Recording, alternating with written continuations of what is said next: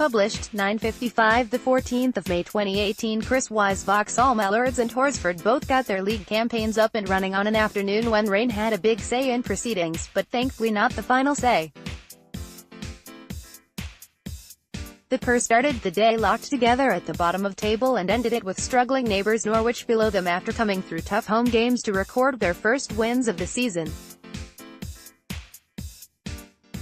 On a day when 4 of the 6 fixtures required Duckworth Lewis calculations, Mallard's game with Copdock went the full distance, with the hosts coming out on top by 31 runs following yet another batting masterclass from new overseas star Nicholas Smith. The young South African teamed up with Ben France, 39, to repair the damage after the home side had slipped to 17-2 on an overcast morning and went on to make an unbeaten 91 in a total of 198. His 102-ball innings maintained an impressive streak since in opening day 13, with an 80 in his second DAPL game having been followed by an unbeaten 99 in the Carter Cup.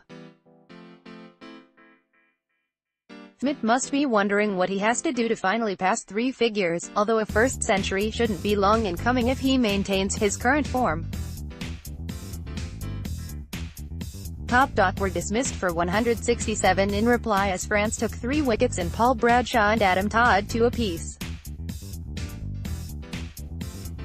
Horsford weren't so lucky with the weather at Manor Park and were left to chase a revised target of 133 in 23 overs after restricting Cambridge granted to 210-9. Opener Chad Bowes, another South African, led them home by 6 wickets in the 21st over with an unbeaten 58 after Tryson Blackledge, 75, not out, and Nathan Thurston, 4-61, had been the stars earlier in the day. Not for the first team this season. Norwich posted a decent total in their game at Mildenhall, but it wasn't enough for their bowlers to defend. Skipper Ashley Watson, 77, and opener Jack Newby, 69, made the big totals in a more than respectable 259-7, and it got even better when Mildenhall slipped to 42-2 in reply. But that was as good as it got for Norwich as Joe Reed, 109 not out, and James Stamatis, 112 not out, put on an unbeaten 213 for the 3rd wicket. The innings of the day came at the Common, where Callum Taylor made a superb 173 and Swerdeston's daunting total log 338-9 against Bury St Edmunds. The Essex youngster smashed 17 fours and 8 sixes in a 131-ball innings to take the game away from the visitors, who finished on 105-5, chasing an unlikely DL target of 179 in 21 overs, after being 18-5 at one stage. Great Witchingham survived a scare with the weather to beat Burwell and Exning by 4 wickets at Walshy Park. Sam Arthurton won the toss and asked Burwell to bat first, and the game got off to a lively start with Andy Hanby clean bowling Simon Donald with the 4th delivery of the innings.